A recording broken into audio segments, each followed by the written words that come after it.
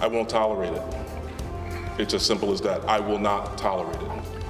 Right now at 6, a newly released analysis is shedding more light on the state police ticket scandal. We'll tell you why it could be considered both good news, but also bad news for the state police. Caught on camera, we're getting a closer look at the burglars who made off with an ATM. What police need your help in finding as the investigation continues. Also, well, is spring around the corner, or are we getting 6 more weeks of winter? Of course, no human knows, so maybe that's why we're going to ask a rodent. It's Groundhog Day. All local, all morning. This is Fox 61, Connecticut's news station. Good morning. Happy Friday. Thanks so much for starting yours off with us. I'm Erica Arias. And I'm Tim Lammers. Good morning, everybody. Look, meteorology has come very, very far. We've got very powerful computers that can predict things out. 6 weeks out in the future, that might be a bit beyond the scope. Yeah, it's fine. I won't take offense to that. That's totally fine. We'll let the rodent take all the, the blame and my the credit. scorn. Yeah. Exactly. All right, good morning. We are looking at a couple of spotty showers out there now, especially for areas in western Connecticut, moving over 84 and pushing into southern Litchfield County now. You can see just back off to the north and the west of us, we also have some more rain on the way. So most of this right now is falling as rain, but you can see in some of our highest elevations up towards the border of Mass, Route 7 now, dealing with some spotty snow, maybe even some sleet too. But taking a look at some of those numbers, most of us are above freezing with the exception of northwestern Connecticut. So we'll be watching for any slick spots, but I'm not too concerned with that. If you don't see a shower, it's going to be mostly cloudy. Temperatures moving into the 40s this afternoon. 40 to about 46 degrees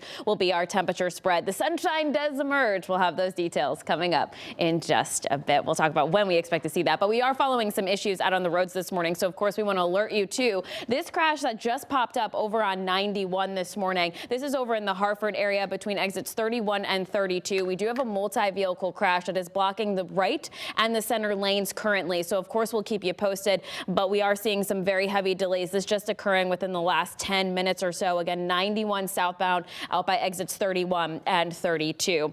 Now we'll take a live look outside over in Waterbury. We had some earlier road work that does look like it has wrapped up for your morning commute. Your drive times west and eastbound side of 84 from 18 to 25. Tim and Erica, a nice 5-minute drive.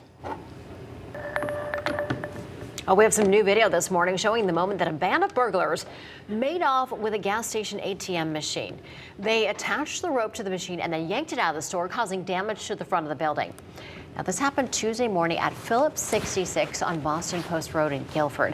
Police say the 4 suspects in the smash and grab got a small amount of cash, and then they left in a stolen blue Toyota RAV4.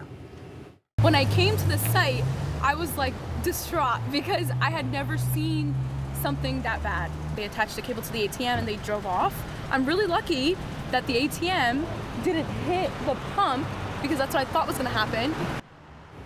Now, police are still investigating. They're asking anyone who might recognize the suspects to give them a call.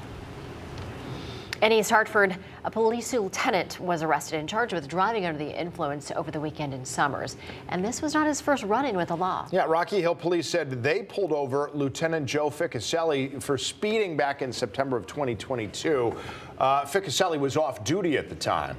Body cam video shows an officer approaching this car, and they said this is Ficcaselli immediately flashing his badge. How you doing, man? I'm a lieutenant in East Hartford, in charge of the traffic division. What'd I do? You're just going a little fast there. You could tell that from where you were parked? Yeah. Really? Yes, sir. Oh, okay. Am I good to go? Yes. Thanks, man. Have a good one. Good day. Well, in situations like the one you just saw, it is not unusual for an off-duty officer to identify him or herself by using a badge or police ID. It's done as a precaution because they are usually armed. Fox 61 went a step further to look into Ficcaselli's disciplinary record. Turns out he doesn't have one. We did find he was placed on administrative duty in 2018 when he was a part of an officer-involved shooting incident that led to the death of Juan McCrae. Okay, now to an update on the state police ticket scandal. A new independent report found that there were significant failures, in the words, in how troopers reported traffic tickets. Yeah, officials say it appears the failures were not intentional. Fox 61's Brooke Griffin joins us now. And Brooke, You read through that report. There are a lot of big takeaways, right? Yeah, that's absolutely correct. Now, the investigators say that they think this comes down to poor training and lack of action. They specifically point to inadequate leadership, judgment, and initiative. This all started with an audit last year by the Connecticut Racial Profiling Prohibition Project, which found troopers overreported and underreported racial profiling records. Now, in the wake of that report, Governor Ned Lamont asked former U.S. Attorney Deidre Daley and her firm to conduct a separate investigation. Her group collected thousands of emails and reviewed state police data and internal affairs reports. Now, they also interviewed 89 different people, active and retired troopers, active and retired CSP leaders, and some other officials as well. Their report shows CSP learned in 2018 that 4 troopers falsified records to appear more productive. That's a direct quote. It says CSP looked into the matter and found there could be broader inaccuracies in their data.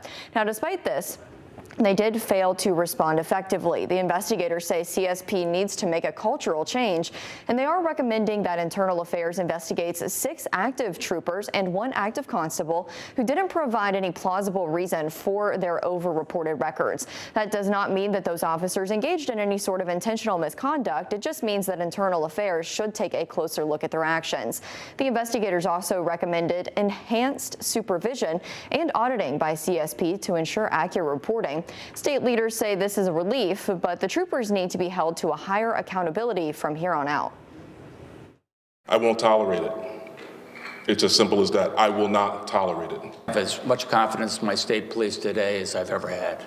I think this shows that if there were problems, they're almost all unintentional.